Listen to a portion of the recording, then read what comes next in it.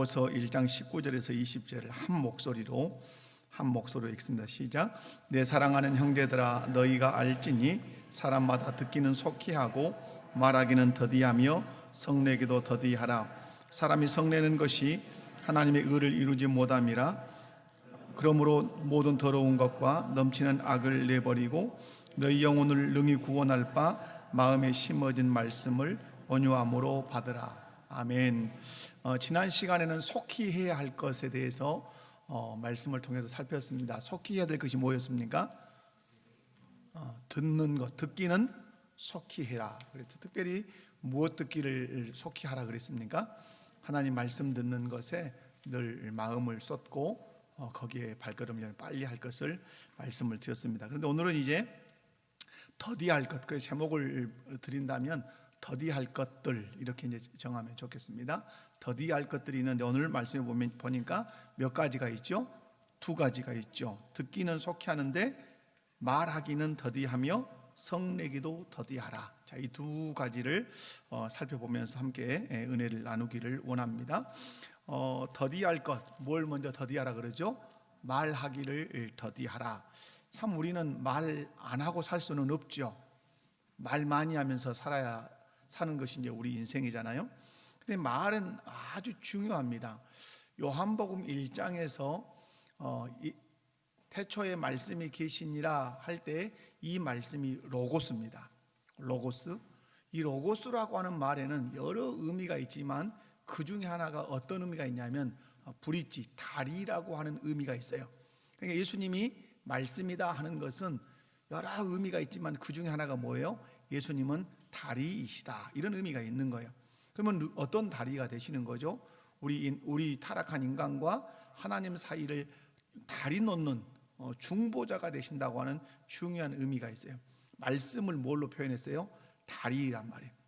그러면 우리가 사용하는 말도 비슷하죠. 어떤 의미에서는 내가 누군가에게 말을 한다는 것은 그 말이 너와 나를 연결시켜주는 무슨 역할을 하죠? 다리 역할을 해요. 그러면 말이 없이 관계가 성숙해 가는 것은 대단히 어렵습니다. 또한 관계가 깨지는 것도 말 때문에 깨지는 경우가 허다하다는 사실을 우리가 알 수 있어요. 그래서 이제 하나님은 말씀으로 천지를 창조하셨고 예수 그리스도를 말씀으로 우리에게 보내셨고 또 우리에게 뭘 주셨습니까? 언어, 말이라고 하는 것을 우리에게 주셔서 서로 소통하고 의사를 교환하도록 하셨어요. 그런데 이제 하나님이 궁극적인, 여러분 창세기 11장 이전과 11장 이후로 보면 결국 인간이 이제 말이 하나였다가 여러 개로 흩어지는 사건이 발생해요. 원래 언어는 몇 개였어요? 하나였어요. 그런데 이제 그 말이 하나의 말로 어떠함으로 하나님을 대적함으로 하나님께서 그 말의 소통을 막기 위해서 언어를 여러 개로 흩어버렸단 말이에요. 그러므로 이 말씀을 통해서 우리가 알 수 있는 건 뭐죠? 이 말을 가지고 소통을 하되 그 소통의 목적이 무엇이어야 된다고 창세기 11장까지를 통해서 말씀하죠.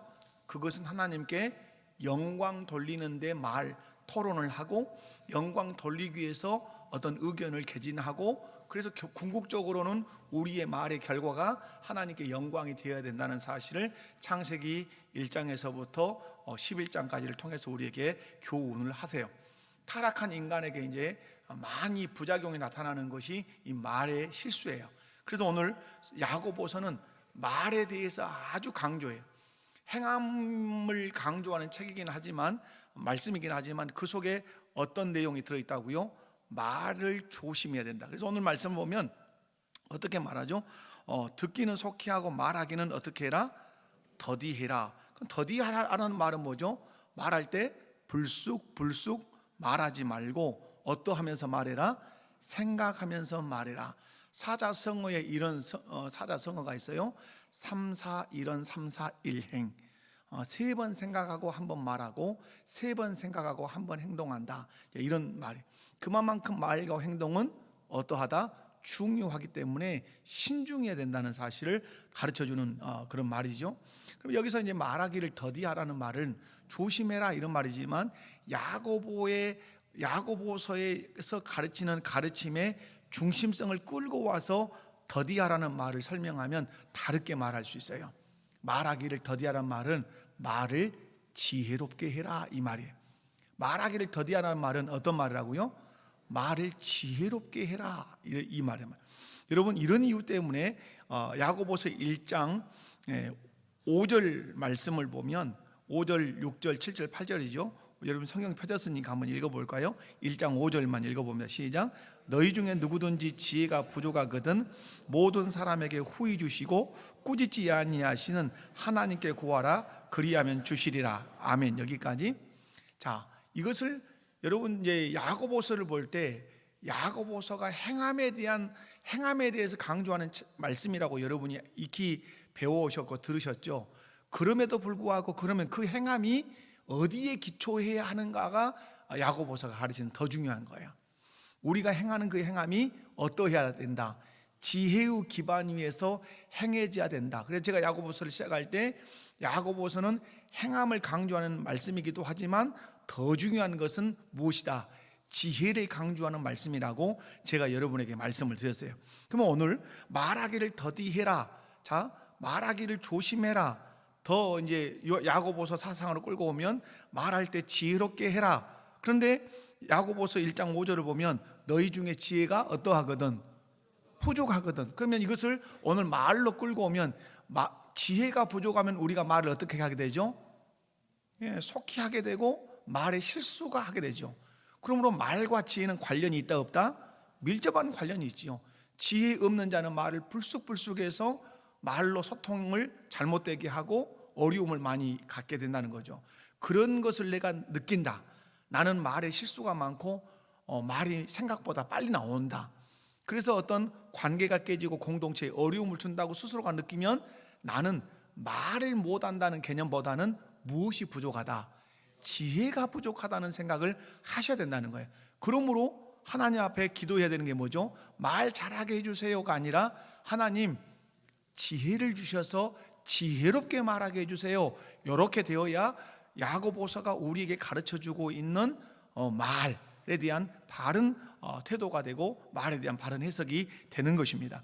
그러므로 여러분 오늘 야고보 사도가 말하기는 더디하라 이 말은 말할 때 지혜롭게 해라. 그런데 내가 말할 때 지혜가 부족하다면 후히 주시고 꾸짖지 아니하신 하나님께 뭘 구해라? 지혜를 구해서 지혜롭게 말하는 사람이 되라고 우리에게 말씀을 하시는 것입니다. 분명한 사실은 말을 지혜롭게 해야 된다는 데에는 동서양의 어떤 동서양을 막론하고 이견이 있을까요, 없을까요? 그건 이견이 없어요. 아프리카에서 그냥 팬티 하나 걸치고 우하고 사는 사람들도 자기들끼리 모이면 말은 어떻게 해야 된다? 지혜롭게 해야 된다 그래요. 여러분 마천 위에 올라가서 호화호식을 살고 세상의 권력을 다 가진 사람들도 자기들끼리 모여서 말할 때는 말은 어떻게 해야 된다? 지혜롭게. 여기는 이견이 없어요. 어린아이의 세계든 어른의 세계든 말은 어떻게 해야 된다? 지혜롭게 해야 돼요.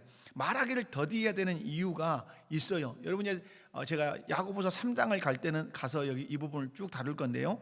야고보서 3장 1절에서부터 12절까지가 말에 대한 말씀이고 18 한 장이 다라고 보셔도 돼요. 3장 전체가 말에 대한 말씀이에요. 그리고 4장에 넘어가면 비방하지 말라는 말씀을 11절에 써야 돼요. 그러니까 여기 야고보서가 은연중에 말에 대한 말씀이 쫙 깔려 있다는 사실을 여러분이 보셔야 돼요. 그러면서 오늘 야고보서를 시작하면서 오늘 19절에서 선포하죠. 말하기를 어떻게 해라?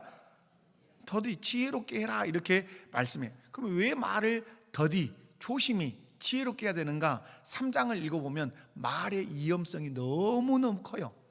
말에 뭐가 있다고요? 위험성이 있어요. 말의 위험성. 여러분 말이 찌르는 큰 칼 역할을 한다는 걸 말을 해요. 여러분 어쩌면 야고보 사도는 이 야고보서를 흩어져 있는 12지파에게 이렇게 기록하면서 너희가 고난받고 환난받고 있는데 잘 인내해라. 그런데 그 인내할 때 조심해야 될 것들이 있는데 그 중에 하나가 뭐다? 말이다. 말 때문에 뭘 겪을 수 있어요? 환난을 겪을 수 있단 말이에요. 그죠? 고난 핍박을 받지 않아도 될 핍박을 받을 수 있단 말이에요.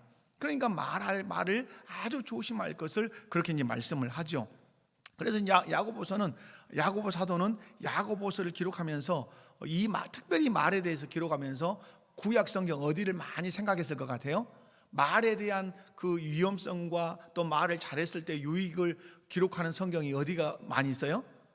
잠언이 많이 있죠. 잠언. 그래서 성경학자들은 대동소이하게 그렇게 표현을 해요. 아마 야고보 사도는 잠언을 생각하면서 이 말씀을 기록했을 가능성이 아마 크다, 이렇게 이제 추측할 뿐이지 이다 이렇게 말할 수는 없어요. 왜냐하면 야고보 사도가 야고보서를 기록하면서 잠언 말씀을 직접적으로 끌고 와서 인용한 구절이 없기 때문에 더더욱 그렇고, 그리고 야고보 사도가 나는 잠언을 인용하고 있습니다, 잠언을 생각하면서 이 글을 쓰고 있습니다, 이런 말씀이었기 때문에 그렇지만, 그럼에도 불구하고 성경학자들은 아마 야고보 사도가 잠언을 생각하면서 잠언에서 특별히 무엇을 다루는 부분을, 말에 대한 부분을 다루는 부분을 생각하면서 이 말씀을 기록했을 거라고 봐요. 여러분, 잠언에서 말에 대해서 제가 찾아보니까 엄청 입술, 이 대목으로만 해도 엄청나게 많고요. 혀만 이것도 많고요. 말 이것도 이런 것도 많아요. 그러니까 잠언 안에 아주 꽉 차 있는 것이 무엇에 대한 교훈, 말에 대한 교훈이 꽉 차 있어요. 말에 대한 교훈이 꽉 차 있다는 말은 우리의 인생에서 말이 그만큼 어떠하다는 거예요? 너무너무 중요하다는 거예요. 여러분, 말 잘못해서 관계가 깨지고, 또 말 잘해서 그 어려웠던 위기가 극복되기도 하고, 다 여러분 말이 그만큼 중요하죠. 잠언 말씀 제가 몇 군데를 소개를 해드리면, 잠언 10장 19절 말씀을 보면 말이 많으면 허물을 명기 어려우나 그 입술을 제어하는 자는 지혜가 있느니라. 오늘 더디한다는 말과 제어한다는 말이 어떤 의미에서는 같겠죠. 말이 많으면 뭘 명기 어려워요? 허물을 명기가 어렵지만 그 입술을 제어하는 사람, 지혜롭게 그 입술을 쓰는 사람은 지혜가 있다. 잠언 13장 3절 말씀을 보니까 입을 지키는 자는 그 생명을 보존하나 입술을 크게 벌리는 자에게는 멸망이 오느니라. 죽고 사는 것이 어디에 있다? 그 입술에 있다. 잠언 18장 21절 죽고 사는 것이 혀의 힘에 달렸나니 혀를 쓰기 좋아하는 자는 혀의 열매를 먹으리라. 잠언 25장 11절 너무 잘 아시는 말씀이죠. 경우에 합당한 말은 아로새긴 은쟁반의 뭐니라.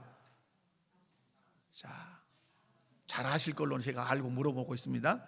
경우에 합당한 말은 아로새긴 은쟁반 위에 무엇이니라. 처음 들어보세요? 금사관이라. 따라서 해봅시다. 경우에 합당한 말은 아로새긴 은쟁반에 금사관이라. 여러분, 아로새겼다는 말은 귀하게 새긴 은쟁반이란 말이에요. 거기다가 금사과를 올려놨으니 사자성어로 얘기하면 금상첨화죠. 그러니까 여러분이 경우에 합당한 말을 하면 그러면 금상첨화란 말이에요. 예.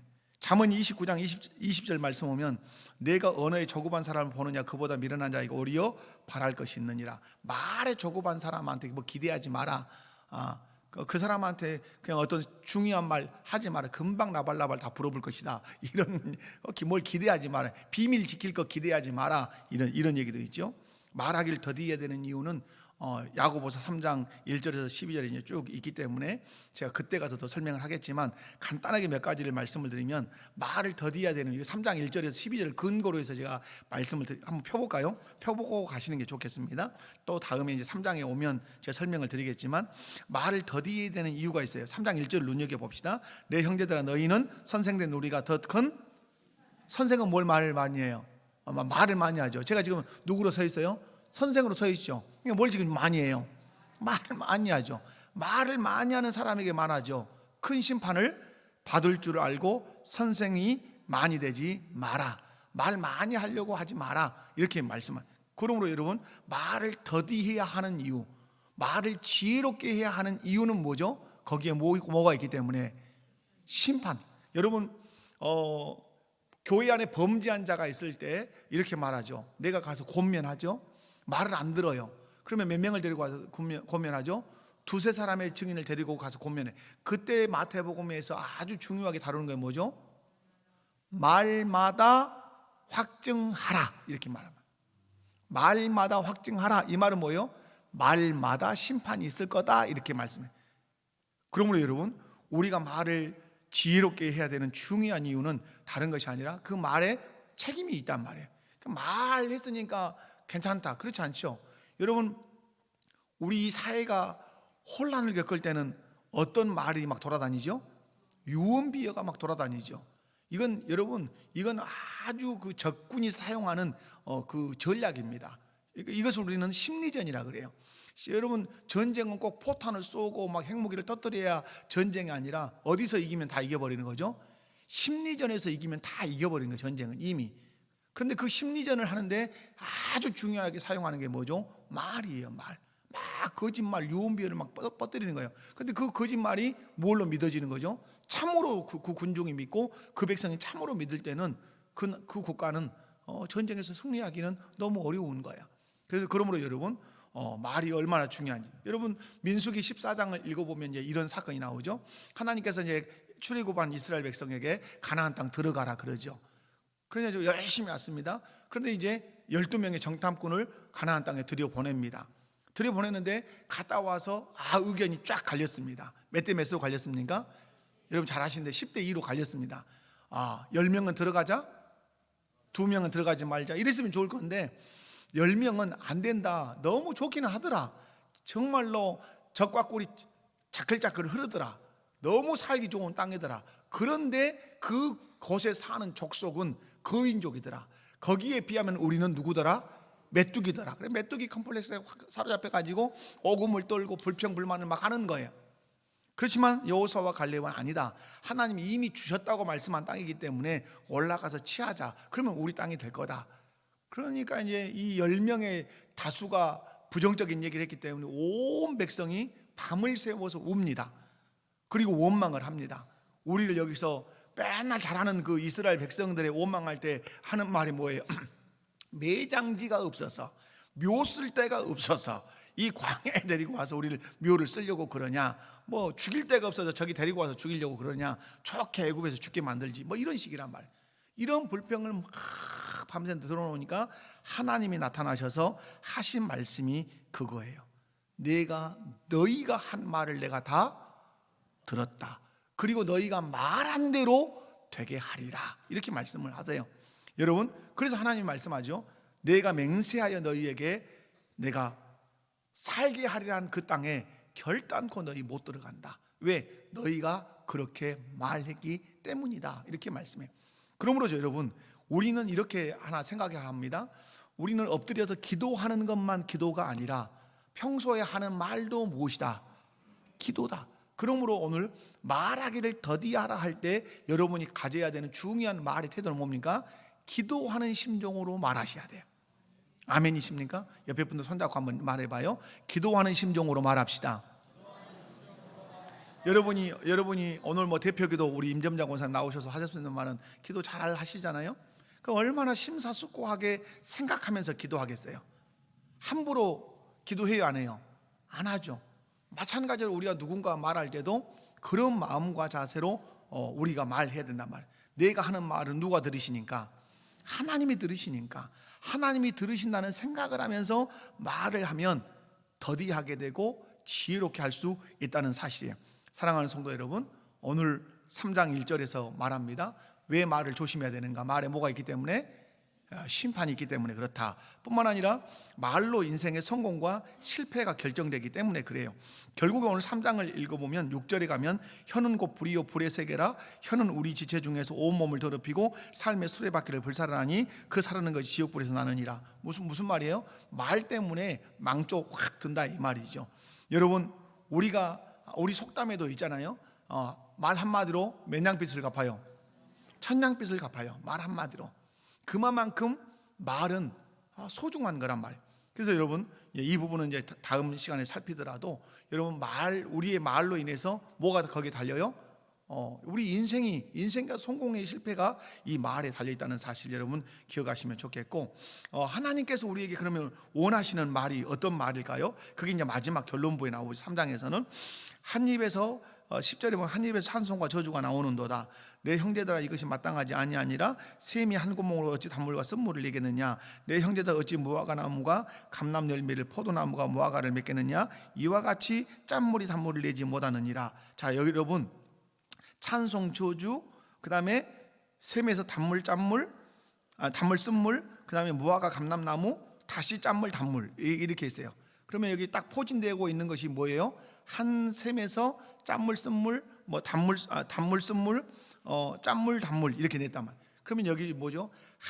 하나의 셈에서는 두 개의 물줄기가 나올 수 있다, 없다? 없다는 얘기를 하시는 거예요.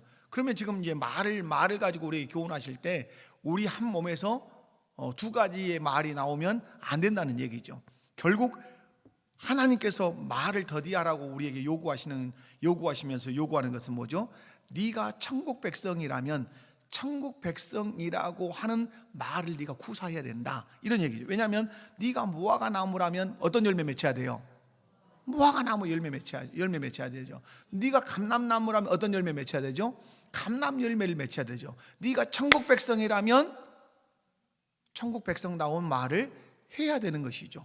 그것이 뭐죠? 이제 여러분, 그것이 위에서 나오는 10절에 한 입에서 찬송과 저주가 나오면 안 되는데 무엇이 나와야 돼요? 찬송이 나와야 된다. 찬송이, 하나님께 영광 돌리는 말이 나와야 된다 말이에요. 결국은 내가 감람나무인지 내가 무화과 나무인지 뭘로 보인다는 거죠? 말의 열매로 보인다고 하는 사실이에요. 그러니까 여러분, 기억해야 될 것은 우리가 예수 그리스도를 믿고 하나님 나라 백성이 됐다고 말은 하지만 진짜로 하나님 나라 백성인가를 아는 열매 중에 하나가 뭐라 하는 거죠? 그 사람이 하는 말을 보면 이 사람이 하나님 나라 백성이구나 아니구나를 알 수 있어요. 말 속에서 하나님께 영광 돌리는 말들이 나오셔야 돼요. 저희가 이번에 잠깐 저희 이제 가족들이 좀 모이는 기간이 있어서 이렇게 앉아서 말을 했어요. 근데 저희 둘째 형수님이 계시는데 이런저런 교회 생활들 서로 얘기할 거 아니에요. 근데 저희 둘째 형수님이 매사에 긍정적인 얘기를 해요. 누군가가 살짝 자기 교회에 어려운 얘기를 하면 그걸 긍정화시켜서 딱 얘기를 하고 또 긍정화시켜서 딱 얘기를 해요. 저희 내외가 내려오면서 그 자체가 우리에게 뭐가 된 거예요? 너무 은혜스러운 거예요. 여러분, 천국 백성, 그것이 천국 백성이 됐다는 중요한 증거죠. 그런데 천국 백성이 아닌 사람은 끝도 없이 갈기갈기 찢고 말아요. 돌아서면 내가 이 자리에 왜 왔던 거, 내가 이 사람들과 왜 만났던 거, 왜 이 모임에 내가 왔던 거, 후회심이 너무 막막해요. 여러분, 여러분이 사람을 분별할 줄 아는 것이 여기 있는 거예요. 그 사람의 말로 구별하면 돼요. 이 사람이 정말로 하나님 나라에 마음을 두고 있는 사람인가. 무엇으로 보이죠? 말로 보여. 그러니까 여러분, 최고 좋은 사람이 뭐냐면 결국은 말로 살려내는 사람이에요. 아멘이십니까? 왜냐하면 하나님께서 말씀으로 천지를 창조하실 때 다 뭘 창조하셨어요? 생명을 창조하셨어요. 생명, 살아있는 존재들을 창조했단 말이에요. 예수님께서 말씀으로 이 땅에 오셔서 십자가를 지고 죽으실 때 어떻게 하신 거죠? 죄로 죽은 자들 다 말씀이신 예수님이 살려내신 거예요. 그러면 우리에게 말이라고 하는 언어를 주셨을 때는 다른 것이 아니에요. 우리의 말 하는 것 더디하고 조심해서 하고 지혜롭게 하는데 가장 지혜로운 말이 뭐죠? 누군가가 아주 교회를 갈기갈기 찢어도 나는 그것을 영적으로 바르게 해석해내서 살려내는 말로 딱 그것을 마침표를 찍어주는 거예요. 그 사람이 지도자예요. 그 사람이 리더예요. 제가 아무리 목사여도 제가 누군가를 막 갈기갈기 찢어놓고 막 그 사람의 인격을 말살을 하고 그러면 저는 아무리 목사여도 저는 하나님 나라의 그 정신을 가지고 있지 않은 목사일 수 있어요. 그러나 누군가가 아무리 못된 얘기를 하고 인격적인 공격을 누군가를 해도 그것을 잘 마음으로 묵상하고 살피다가 그것을 살려내는, 그 사람을 보호하고 그 사람을 존중하는 하나님 나라의 언어로 그 사람을 살려내는 마침표를 찍는다면 하나님 나라 속한 사람이죠. 그러므로 여러분, 교회 안의 리더는 직분도 리더가 되지만 그 직분자가 진짜 리더인가는 무엇을 보면 알아요? 그 사람이 하는 말을 들어보면 알아요. 그 사람은 반드시 어떤 말을 해야 돼요? 살려내는 말을 해야 돼요. 살려내는 말. 그러니까 여러분, 저는 그 설교 시간에 아주 조심하는 대목이 있어요. 한국교회가 이래가지고 이런 말은 사용하면 안 된다고 가르침을 제가 많이 받았어요. 제 멘토를 통해서 한국교회가 이래가지고 그러니까 한국 교회를 싸잡아서 비판하는 설교는 대단히 조심해라. 왜 그럴까요? 너도 한국 교회에 속한 사람이다. 무슨 말이에요? 그 교회 안에 속해 있는 너다. 그런데 네가 속해 있는 그 교회를 한국 교회라는 이름을 가지고 갈갈이 찢는 것은 곧 너를 찢는 것이고 네가 섬기고 있는 그리스도를 찢는 것이다. 그러므로 해야 할 말이 있다면 이렇게 되었으면 좋겠다는 말을 해야지, 잘못된 한국 교회를 통째로 집어서 비판하는 것은 결코 옳지 않다. 그래, 여러분 무슨 말이에요? 살려내는 말을 해야 돼. 옆에 분들 손잡고 한번 인사합시다. 살려내는 말을 합시다. 여러분 사람 만나면 어떤 사람이 좋아요? 긍정적이고 살려내고 격려하는 사람이 좋아요? 짜증내고 흉보고 누군가 인격을 말살하고 이 사람 좋아요? 전자가 좋죠. 우리 목복회 성도들은 어디서 누구를 만나든지 누가 어떤 부정적인 소리를 하든지 거기에 잘 듣다가 마지막에 나는 어떤 말을 할 거다? 살려내는 말을 할 거다. 저희 노예에 지금은 그분도 이제 은퇴하셔서 이렇게 계시는데, 그분을 제가 마음속에 존경하게 된 이유가 하나 있어요. 꼭 노예에서 어떤 일을 하면, 제가 한참 후배잖아요. 뭐 저희 전도사 때 그분 목사님이 막 밥도 사주고 막 그러셨거든요. 그런데 노예를 하면 꼭 저희들에게 가르쳤던 말씀이 그래요. 제가 근래에도 이제 어떤 시찰장이기 때문에 어떤 법률적인 것을 여쭈기 위해서 전화를 이렇게 했는데 꼭 그분은 이 목사 살려내야 된다. 꼭 살려라. 목사가 위험에 처했으면 그가 큰 죄를 지었다 할지라도 어떻게 하면 살려낼 것인가를 궁구하고 주께 기도하고 주께 긍휼을 구해라. 그래서 꼭 살려내는 사람이 되라. 그 목회가 좋은 목회다. 얼마나 아름다워요. 어쩌든지 그놈 면직시켜야 된다. 어쩌든지 그놈 그 자리 박탈시켜야 된다. 이게 아니라 어떻게든지 살려내야 된다. 아멘이십니까? 교회 안에서도 허물 많은 사람들이 있을 수 있어요. 흉허물이 있을 수 있어요. 그때 우리 교회는 어떻게 해야 돼요? 어떻게든지 우리는 어떻게 하겠다? 살려내겠다. 아멘. 옆에 분 손잡고 한번 인사합시다. 어떻게든 살려내겠습니다. 그 중에 하나가 뭐예요? 말. 자, 두 번째, 더디해야 될 것이 두 번째 있는데요. 실상은 오늘 이것만 하고 싶었어요. 너무 중요하니까. 여러분, 우리가 더디해야 될 것이 뭐죠? 오늘 1장 19절에서 말하기 더디하며 성내기도 더디하라. 자, 20절 말씀을 보면 성내기를 더디해야 되는 중요한 이유가 있어요. 사람이 성내는 것이 하나님의 의를 이루지 못함이라. 자, 이게 아주 중요한 말씀이에요. 자, 사람이 성내는 것이 하나님의 의를 이루지 못함이라. 자, 어떤 사람이 교회 안에서 성질을 버럭버럭 낸단 말이에요. 근데 이 사람은 생각하는 거예요. 뭘 이루겠다고? 하나님의 의를 이루겠다고 성질을 내고 분노를 하는데, 오늘 성경은 단호하게 말씀해요.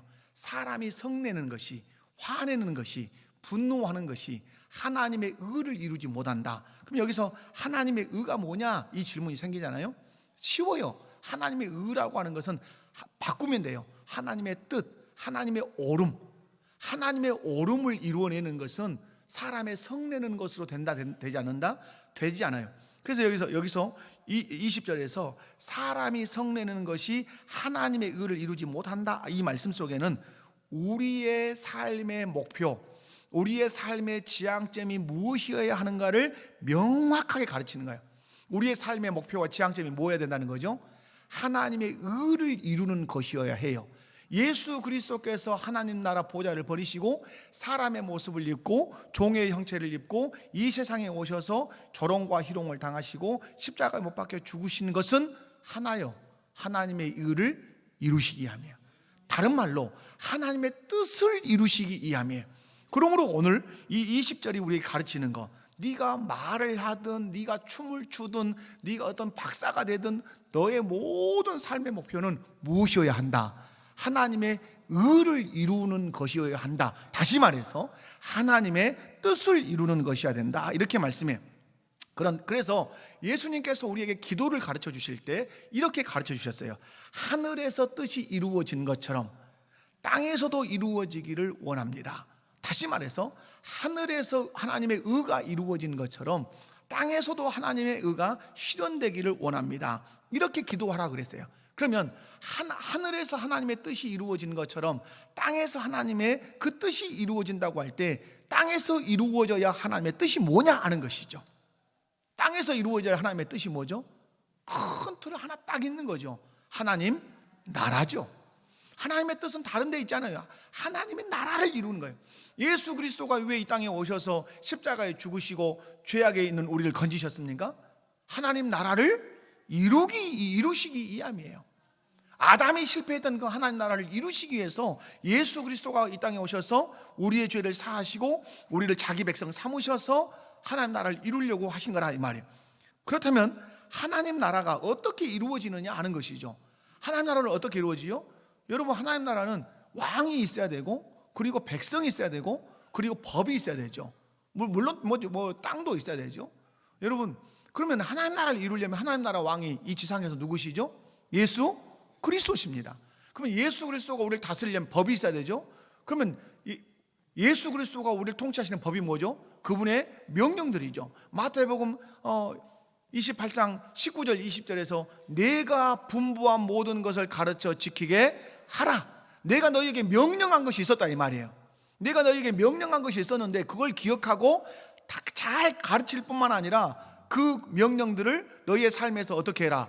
지키게 해라. 그러면 내가 세상 끝날까지 너희와 항상 함께 있을 거다. 항상 함께 있어서 이루시고자 하는 게 뭐죠? 내가 왕이 되고 너희가 내 백성이 되어서 하나님 나라를 내가 이룰 거다라고 하는 이 원대한 꿈을 예수님께서 승천하시기 직전에 제자들에게 말씀하시는 거예요. 그러므로 하나님 나라를 이루려면 먼저 정해져야 되죠. 예수님이 나의 누가 되셔야 되죠? 왕이 되시고 예수님의 명령이 내 삶의 원리, 법이 돼야 되죠. 그것을 그 예수님의 통치를 뭘로 받는 거죠? 예수님의 그 명령을 실천함으로 예수님의 통치를 받는 거죠.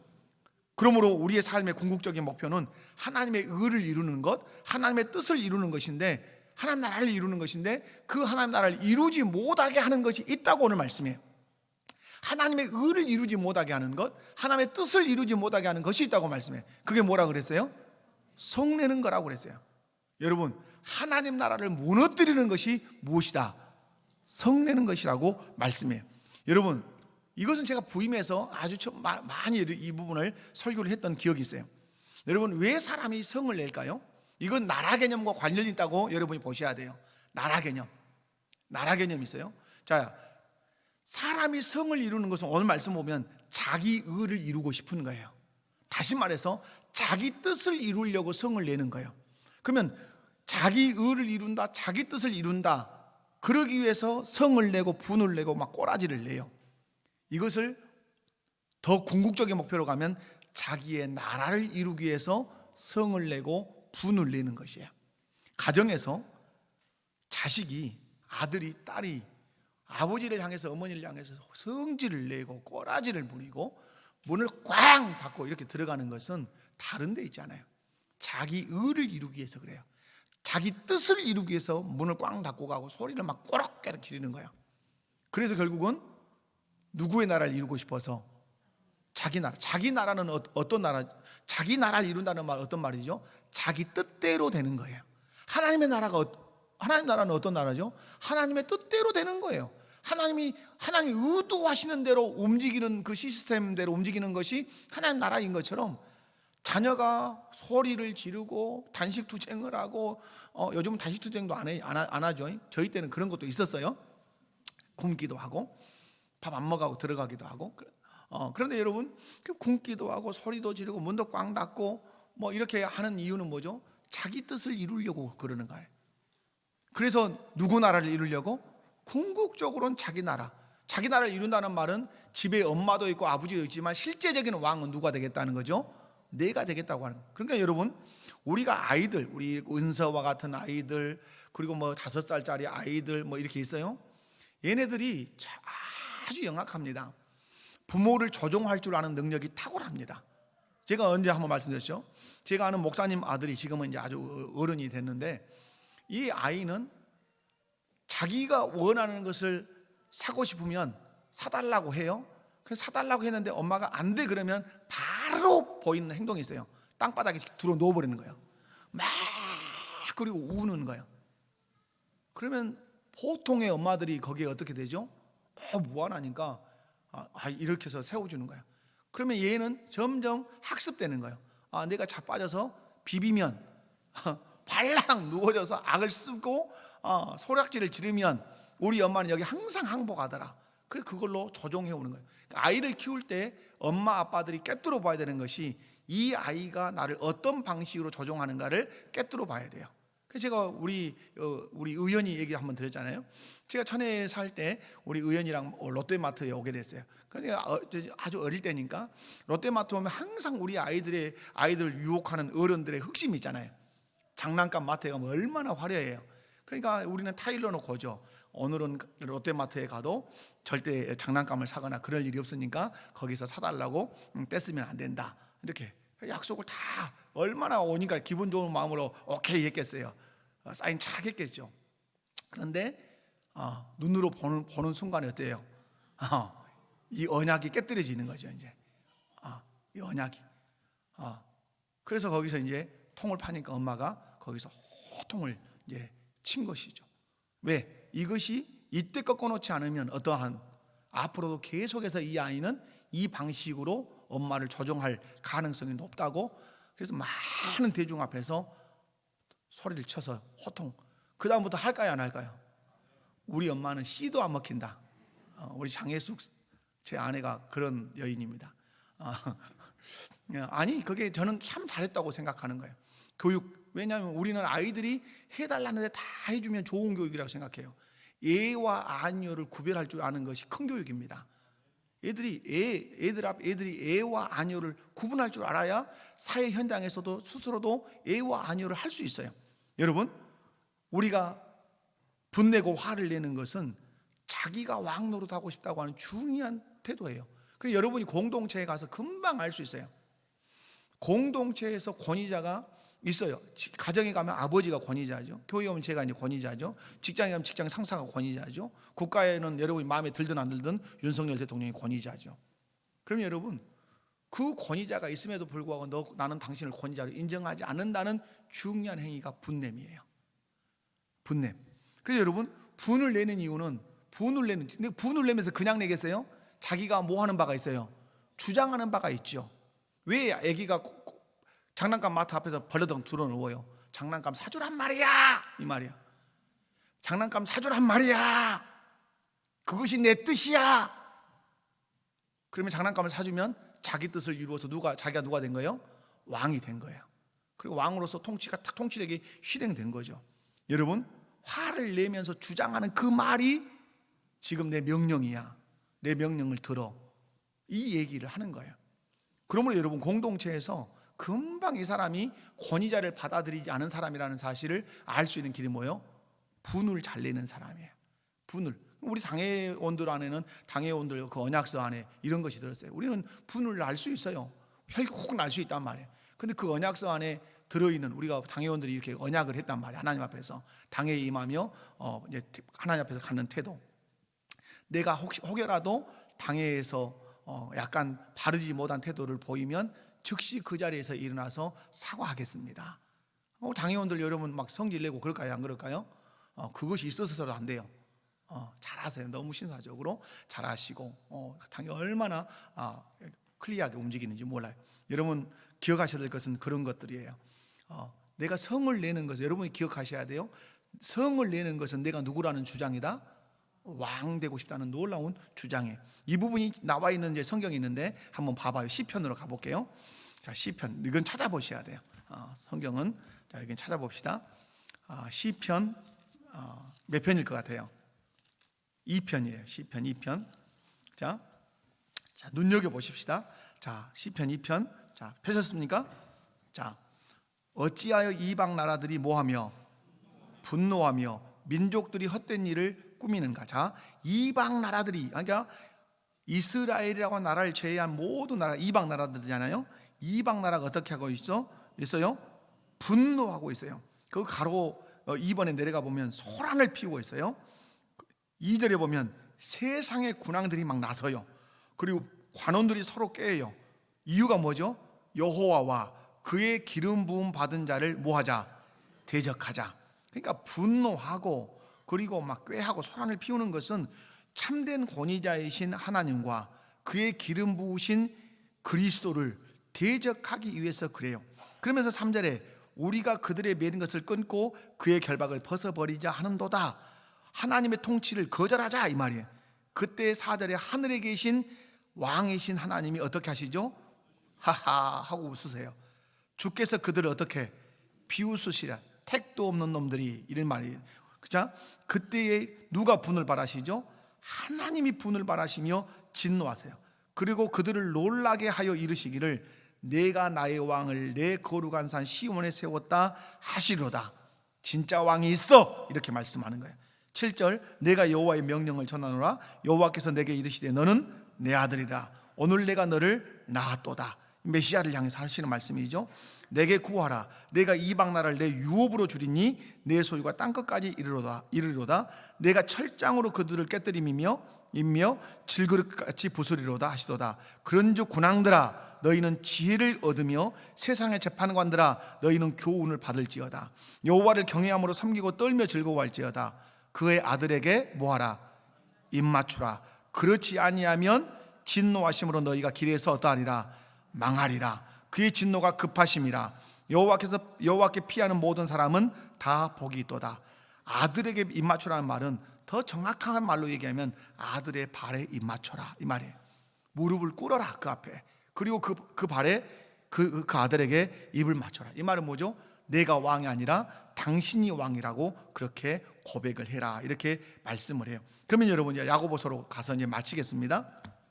자, 야고보서로 넘어가 봅니다. 야고보서 자 1장으로 가봅니다. 자, 야고보서 1장에서 그러면 왜 이렇게 성을 내는가? 성내는 이유가 아까 그랬죠. 자기 의를 이루고 자기 뜻을 이루어서 자기 나라를 이루고 자기가 왕 노릇하기 위해서 성을 내요. 21절에 왜 이렇게 성내는? 그러므로 모든 더러운 것과 넘치는 악을 내버려라. 이 사람 안에 뭐가 있다는 거죠? 더러운 것이 있어서 성을 내는 거예요. 넘치는 악이 있어서 성을 내는 거예요. 그게 뭐죠? 참되신 권위자를 거절하고 자기가 권위자가 되겠다고 하는 것이 더러운 것이고 넘치는 악이에요. 그것을 어떻게 해라? 내버리라고 이렇게 말씀해요. 내버리고 대신에 뭘 해라? 너희 영혼을 능히 구원할 바 마음에 심어진 말씀을 온유함으로 받아라. 그래야 뭐가 되는 거죠? 하나님의 통치가 비로소 구현되는 거죠. 왜? 자기 마음 안에 지금 뭐가 없어요? 하나님의 말씀이 없으니까 자기 생각, 자기 뜻이 원리가 돼서 법이 되어서 주장하고 나가는 거예요. 그런데 그것을 다 내버리고 말씀을 받으면 이제 하나님의 말씀이 삶의 기준이 되고 원리가 되어서 하나님의 통치를 받게 되죠. 그러면 이 사람이 성내는 사람이 된다 되지 않는다? 결코 될 수 없다는 것이에요. 사랑하는 성도 여러분, 말씀을 맺겠습니다. 여러분 공동체 안에서 권위자가 누구인가를 잘 보시는 것 중요합니다. 가정에서 아버지의 권위를 잘 세우는 저는 우리 목포교회 되기를 원합니다. 아멘. 여러분 아버지의 권위가 서야 돼요. 그것은 아내들의 노력이 너무너무 필요해요. 그래서 자녀들이 볼 때 엄마가 아버지의 권위를 얼마나 세우는 엄마인가를 봐야 돼요. 그래야 그 딸이 결혼해서 남편의 권위를 세우고 자녀들에게 아버지의 권위에 순종하는 자녀들이 되도록 할 수 있어요. 그러면 남편이 그 아내를 막 짓밟습니까? 결코 그럴 수 없어요. 그 권위에 순종한다는 말은 이 지배 계급으로 이렇게 생각하는 게 아니에요. 하나님을 사랑하고 남편을 사랑하면 그 권위에 순종하게 돼 있어요. 순종하는 아내를 남편은 어떻게 하죠? 보호하게 돼 있어요. 필요를 공급하게 돼 있어요. 그리고 선한 곳으로 인도하게 되어 있어요. 아무쪼록 여러분 오늘 말씀을 기억하십시오. 여러분이 어디서든지 성질 내고 싶으면 내가 누가 되고 싶어 하구나, 내가 왕 노릇 하려고 하구나 하는 건 여러분 기억하십시오. 그리고 여러분 왕 되는 것을 거부하려면 여러분 안에 있는 그 왕 되고 싶은 마음들을, 그 정욕을 내버리십시오. 그리고 하나님의 말씀을 삶의 원리로 이렇게 받아들이십시오. 그럼 여러분 안에 평안이 있을 것이고 주께서 그 말씀으로 여러분을 통치하셔서 여러분의 심령 속에도 가정에도 교회에도 하나님의 평강이, 하나님 나라가 임하게 될 줄로 믿습니다. 자비로우신 하나님 아버지 감사합니다. 귀한 말씀을 함께 살피게 하시니 감사합니다. 말씀 붙들고 승리하게 하옵소서. 예수님의 이름으로 기도하옵나이다. 아멘.